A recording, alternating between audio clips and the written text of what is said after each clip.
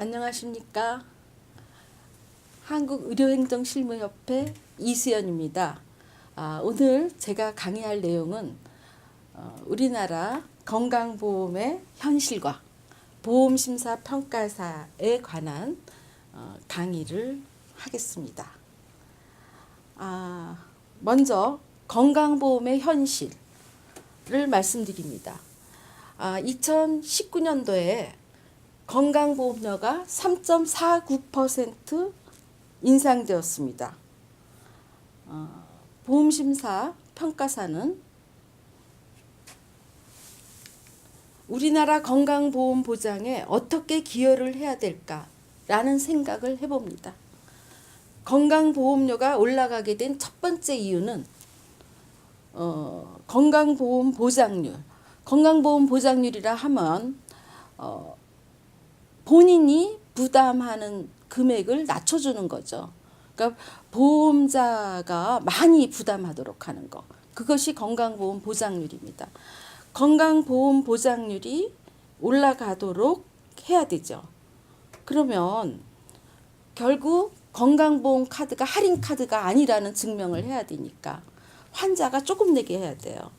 2015년도를 기준해서 보험자 부담이 63.4%고 본인 부담이 36.6%입니다. 2022년도까지 보험자 부담을 70%로 그러니까 보험자 부담을 거의 6.6% 정도 올리고 본인 부담은 30%로 6.6% 낮추겠다는 것이 정부의 목표입니다. 자, OECD 평균 본인 부담률은 19.6%이니까 30%로 낮춘다 하더라도 10%를 더 부담하게 되는 거죠.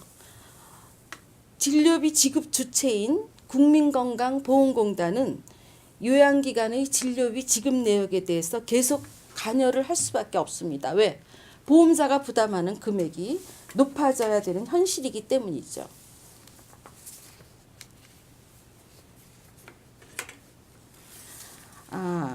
건강보험의 현실에 있어서 제일 지금 이제 그 환자가 부담하는 것 중에 많은 게 비급여 진료비입니다. 세 가지죠. 간병비, 선택진료비, 상급병실료. 자, 간병비는 이제 조금 더 이따 말씀을 드리고요.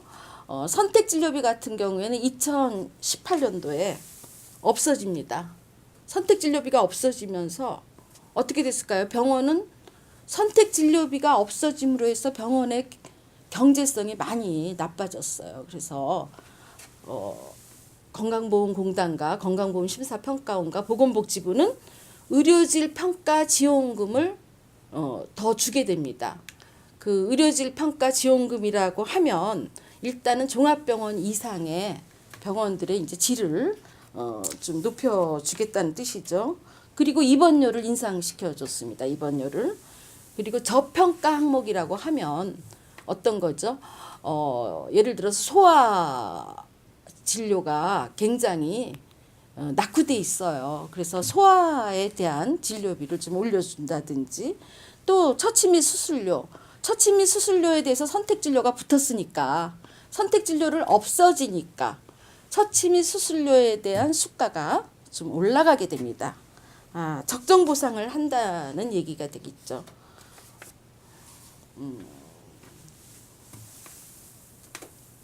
그 다음은 상급병실료예요. 상급병실료라 하면 저희가 뭐 1인실이나 2인실 또 뭐 3인실, 4인실을 쓸 때 그 병실 차액을 환자들이 냈습니다.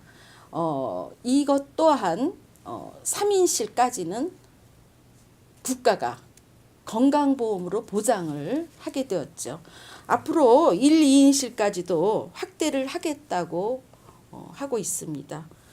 환자의 입장에서는 환영할 일이지만 병원의 입장에서는 좀 어려운 부분이 많이 있습니다. 또 간병비라는 것이 있습니다.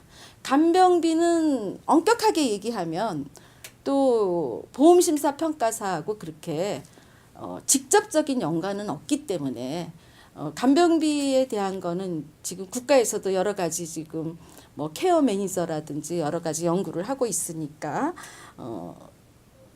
요번 파트에서는 제가 간병비는 언급을 안 하는 걸로 하고 넘어가겠습니다. 자, 비급여 진료 중에 이제 뭐 그 초음파, MRI, 로봇 수술 이런 게 의학적으로 필요한데도 불구하고 환자가 부담을 하는 경우가 많이 있지 않습니까? 그래서 그거에 대한 수가를 국가에서 정하여 환자의 부담을 줄여주겠다는 계획을 갖고 있습니다. 그렇게 되면 병원들은 사실 그동안은 선택진료비라든지 비급여 수가를 개발하여 좀 낮은 건강보험 수가를 조금 보전을 해왔는데 이런 것이 전부 제도권 안으로 들어오게 되면 당연히 건강보험 심사평가원의 심사의 결과에 의해서 병원의 수입이 결정이 되게 됐어요. 고로 보험심사평가사는 좀 더 환자와 보험자와 국민의 사이에 국민인 환자와 보험자와 병원의 사이에서 제3자의 시각을 가지고 일을 잘 해야 될 것입니다.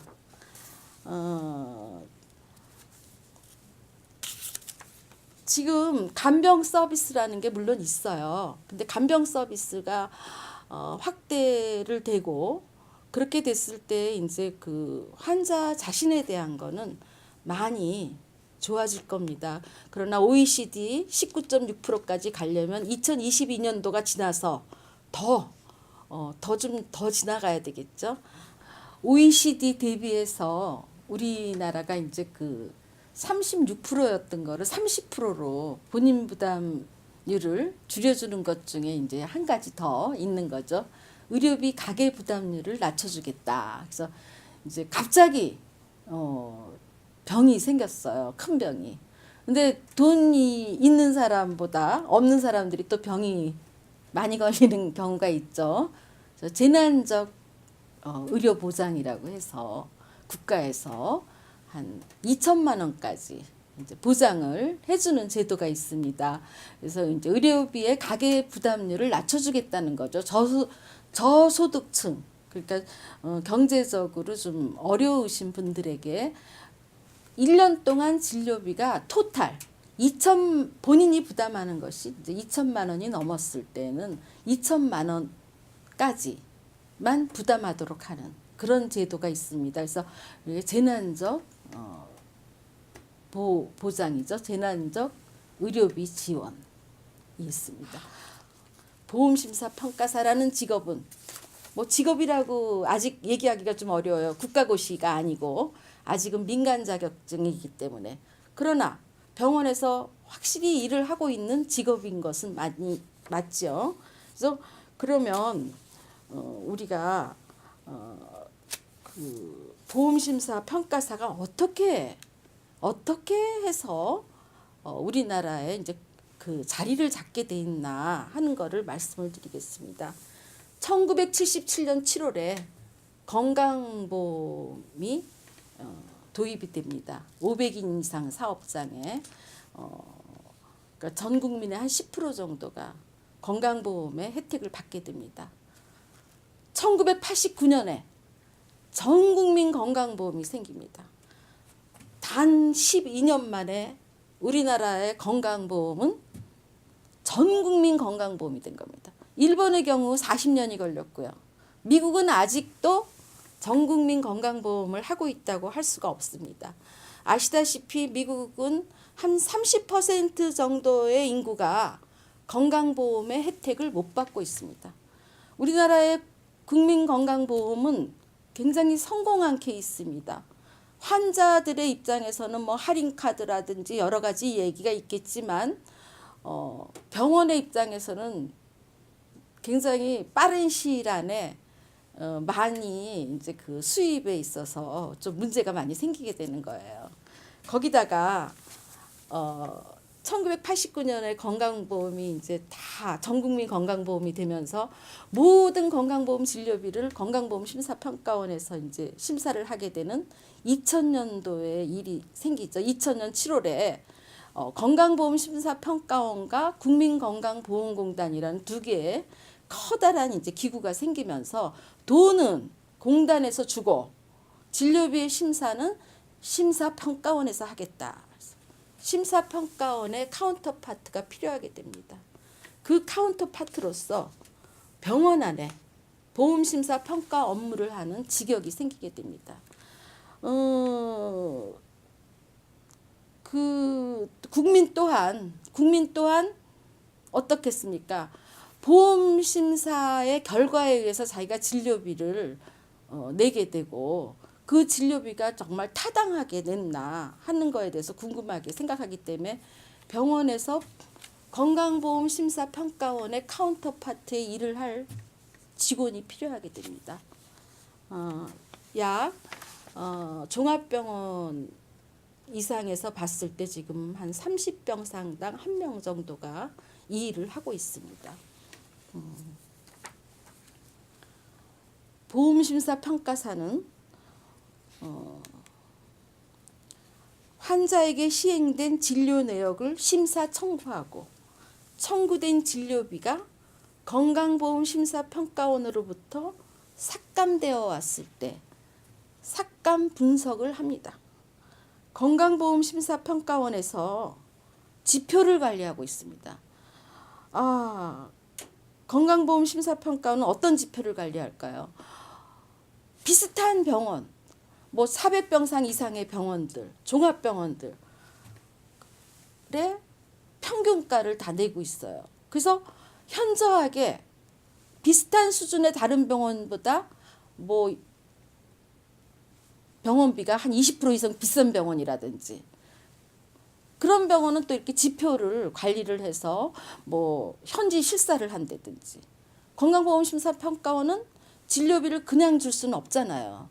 어떤 지표를 만들어서 타당하나 그 타당도를 관리를 하게 됩니다.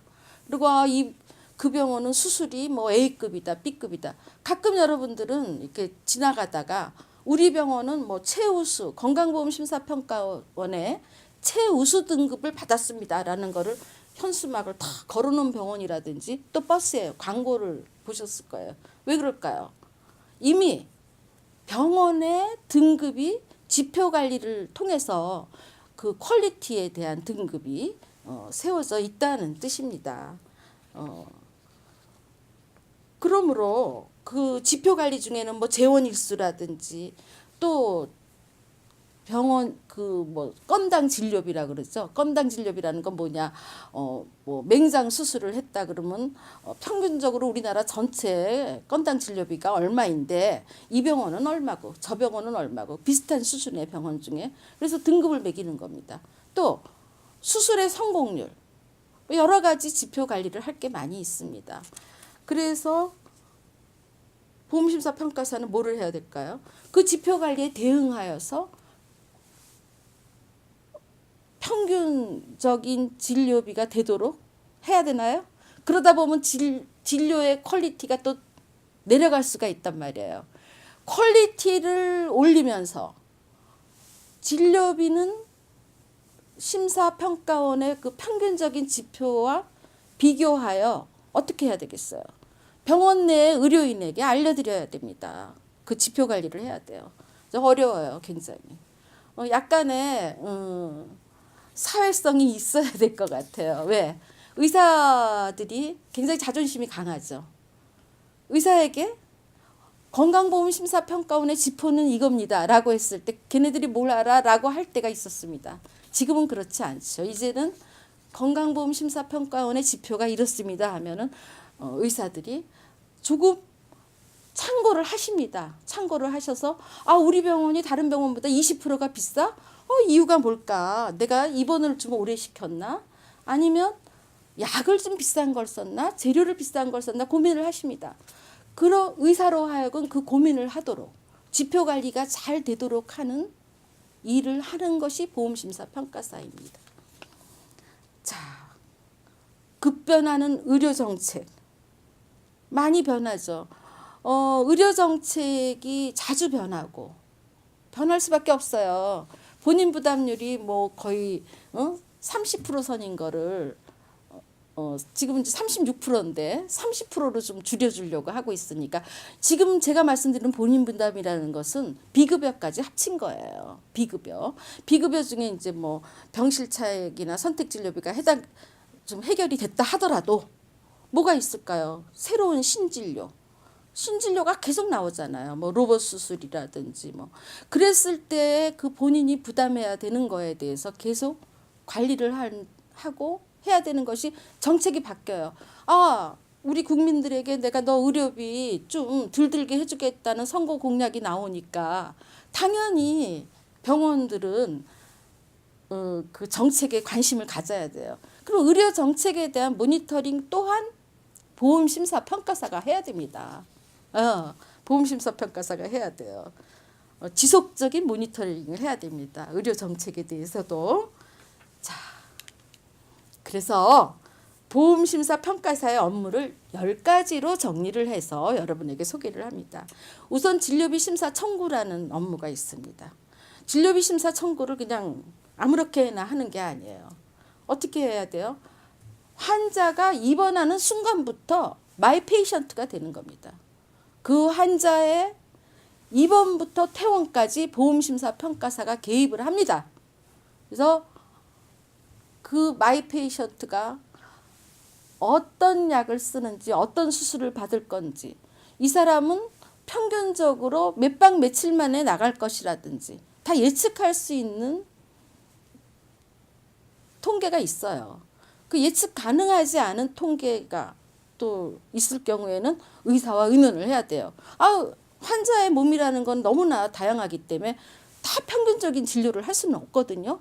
그랬을 때에는 그 환자의 진료비를 청구할 때 여러 가지 의사의 소견서도 받아야 되고 그 약을 쓸 수밖에 없었던 이유를 다 달아서 진료비를 청구하게 됩니다. 그리고 지금 이제 병원 안에는 수가라는 게 있어. 수가. 가격표죠. 가격표. 우리나라 그 진료비가요. 이제 다 후불이 된 거예요. 왜? 건강보험 진료비 외에도 뭐 자동차 보험이다, 산재 보험이다, 또 각종 이제 뭐 의료급여라고 있어요. 이제 좀 뭐 이렇게 그 차상위 계층이다 뭐 이런 말 들어보셨잖아요. 좀 어려우신 분들, 국가유공자에게는 또 국가에서 이렇게 해주는 혜택이 있습니다. 그런 모든 진료비를 청구를 해야 돼요, 병원이. 그 청구는 보험심사평가사가 하는 거고 그 사후 관리를 보험심사평가사가 하는 거예요. 돈이 후불로 들어오죠. 보험자가 부담할 건 후불로 들어오니까. 그러다 보니까 병원 안에 모든 가격표는 심지어는 이제 비급여 관련 뭐 로봇 수술이 얼마다 이런 것도 다 가격표를 뭐 식대는 얼마다 이런 거를 수가 관리를 보험심사평가사가 합니다. 병원 안에 가격표를 관리합니다. 아까도 잠깐 얘기했지만 심평원은 진료비를 청구액의 10%를 가감 지급할 수 있다라고 돼 있어. 가감이라는 건 뭐냐? 더 줄 수도 있고 덜 줄 수도 있어요. 고로 적정 진료인가 아닌가를 심평원이 심사를 합니다. 그래서 적정 진료인가 아닌가에 대해서 저희도 대응을 해야 돼요. 그래서 적정 진료 업무 중에 뭐 우리 그 적정 진료실이라는 게 있지 않습니까? 병원 안에 뭐 혈액 폐기율을 조사해요. 심평원도 혈액 폐기율이 많은 병원을 또 통계를 내요. 그래서 우리도 그 혈액 폐기율까지도 신경을 써야 돼요. 그리고 수술의 성공률이라든지 이런 적정 진료에 대한 거를 저희가 지원을 합니다.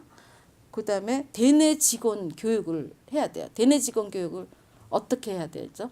뭐 교육한다고 야 모여라 이래갖고 할 수는 없어요. 요새는 다 온라인 시대니까 메일을 보낸다든지 전화를 한다든지 뭐 또 뭐 있죠? 요새는 뭐 카톡을 한다든지 그래서 그 병원 안에 있는 모든 의료인이나 그 관계하는 모든 직원, 건강보험 수가, 건강보험 청구, 뭐 산재 청구, 자동차 보험 청구 이런 거에 대한 관계자 여러분들, 병원 안에 있는 모든 직원에게 정보를 제공해야 돼요.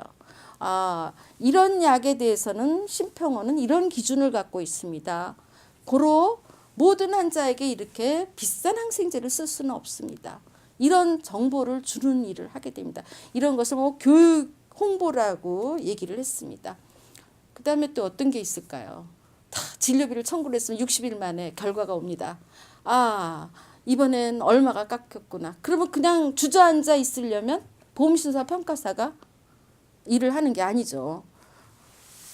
왜 깎였는지, 어떤 이유로 삭감이 됐는지 그 이유를 다 분석을 해야 돼요. 그 다음에는 이의 신청을 해야 돼요.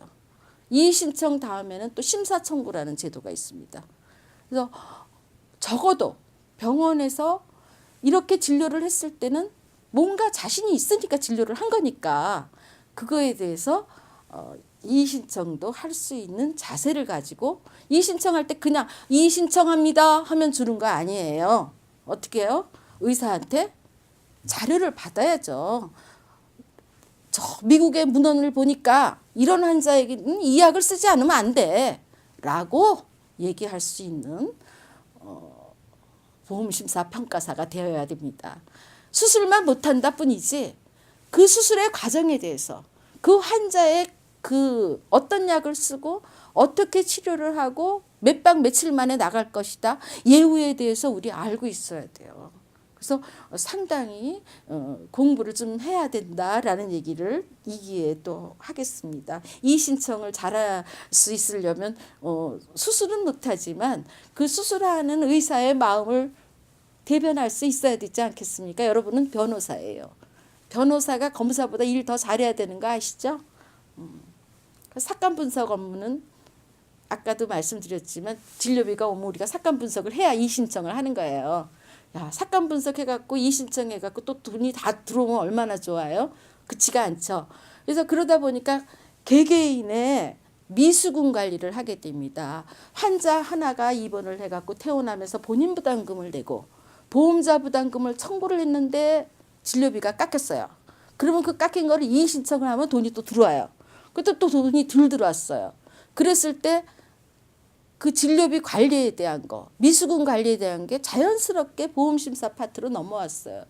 옛날에는 격리과에서 미수금 관리를 했어요. 물론 아직도 악성 미수금이라고 해서 환자 본인이 돈이 없어서 못 낸 케이스는 격리과나 뭐 원무과에서 해결을 하겠지만 그 보험자 미수금은 보험심사평가사가 관리를 합니다.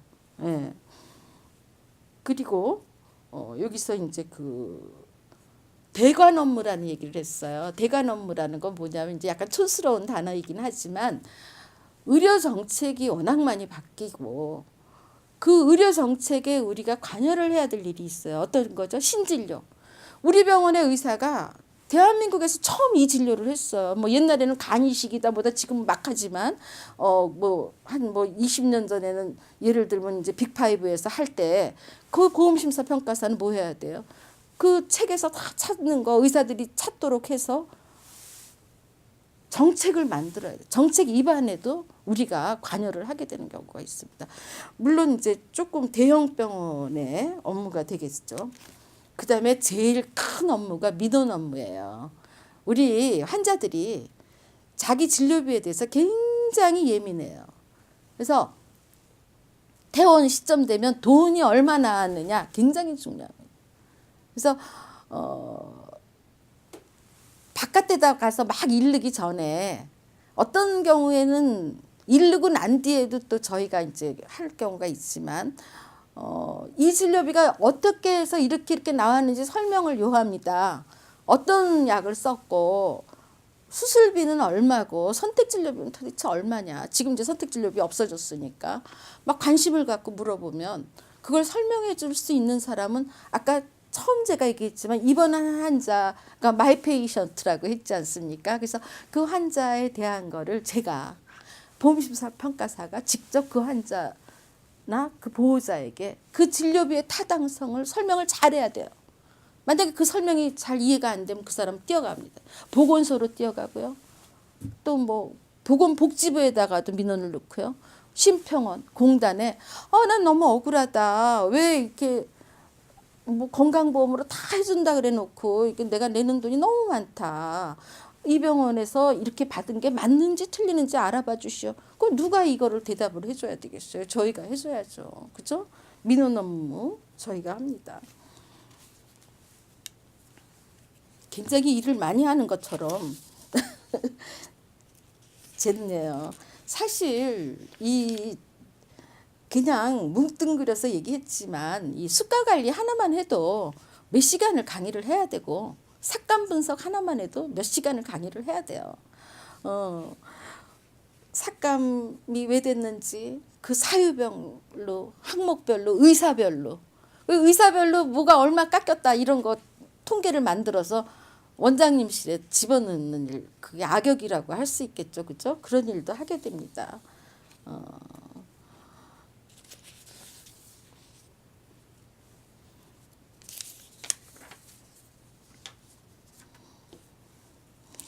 제가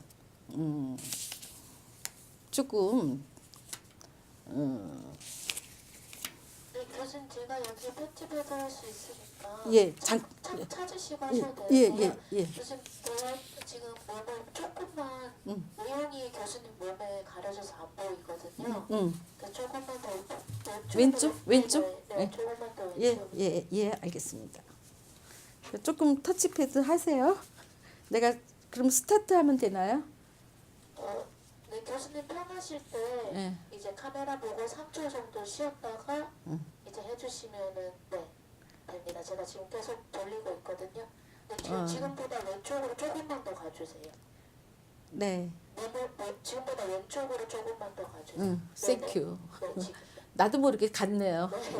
시작할게요. 네. 1, 2, 3. 자, 보험심사 평가사 업무 10가지 설명을 드리고요. 이제 마지막으로 전망에 대해서. 야, 이렇게 그냥 어려운 일을 하는데 그 전망은 어떻느냐. 제가 이제 저희 회원들한테 가끔 얘기를 합니다. 뭐라고 얘기하느냐. 병원 안에서 의료인들에게 아니 되옵니다 라는 얘기를 할 수 있는 사람들은 우리밖에 없다. 선생님, 그거는요, 공단이나 심평원의 기준이 이러이러하니 조금 다른 방향으로 하면 어떨까요? 라는 어떤 정보를 드리고 그 사람들의 비헤이비어를 바꿀 수 있는 직역은 사실 그 병원이 참 어려워요. 이렇게 고도의 전문직이 뭐 한 200가지라 그러죠. 직종이 그런 사람들이 모여 있는 데서 건강보험의 심사를 하는 카운터파트인 우리가 그들을 컨트롤이라고 하면 좀 나쁜 단어이고 그들을 잘 좋은 방향으로 모시고 가는 일을 하게 됩니다. 그래서 조정자라는 표현을 썼습니다. 국민과 보험자 그리고 요양기관이 저희가 근무하는 병원이죠. 사이에 조정자다. 우리는 코디네이터이다. 그래서 국민의 알 권리를 존중하고 진료비 관리의 투명성을 보장한다. 우리는 그래서 그러려면 어떻게 해야 되겠어요? 지속적인 자기 개발이 없이는 어려워요. 지속적인 자기 개발을 해야 된다. 역량 강화 교육도 저희 협회가 열심히 하고 있습니다. 그리고 저희 협회는 그 후학의 양성을 위해서 교과서를 만들고 있고요. 모든 학교가 조금 이제 그 같은 맥락으로 만약에 강의를 받고 좋은 방향으로 국민을 정말 생각하고 그리고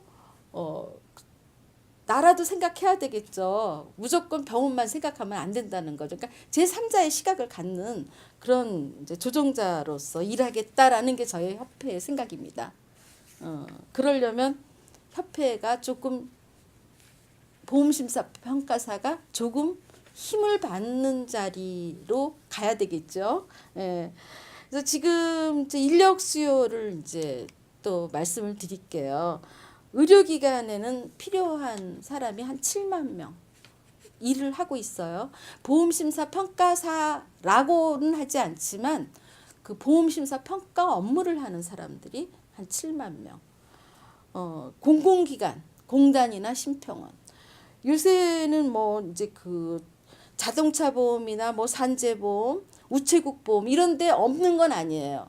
왜냐하면 보험자 이의 신청이 있습니다. 보험자 이의 신청이라는 건 뭐냐면은 건강보험심사평가원이 진료비를 결정을 했다 하더라도 국민건강보험공단이나 자동차 보험회사에서 너무 많이 준 거 아니냐라는 이의 신청을 할 수가 있다는 겁니다.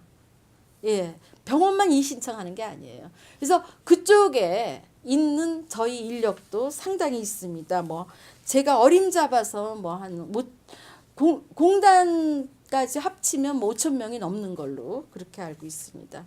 그다음에 의학단체에서도 건강보험의 기준을 모르면 어렵죠. 그리고 뭐 의료기기 업체, 제약회사, 그다음에는 의료 분쟁을 검토하는 데가 있어요. 의료 분쟁 쪽에서도 의료 분쟁이라는 건 결국은 돈과 관련되는 거니까 병원의 진료비를 심사하는 보험심사 평가사가 거기에 관여할 수밖에 없죠. 예. 자, 제가 두서가 있었는지 없었는지 모르겠는데 두서 없이 여러분에게 보험심사 평가사를 소개를 했습니다. 그래서 다음 기회에 여러분에게 더 이제 그 자세한 내용을 알려드릴 기회가 있었으면 좋겠다는 생각을 하고요. 병원 경영의 핵심이고자 하는 보험심사 평가사는 그만한 대우를 받고자 노력하고 있습니다. 그래서 그만한 대우를 받으려면 여러분은 아까도 말씀드린 것 같은데 의료인일 수도 있고 아닐 수도 있는 여러분 보험심사 평가사는 행정 업무죠.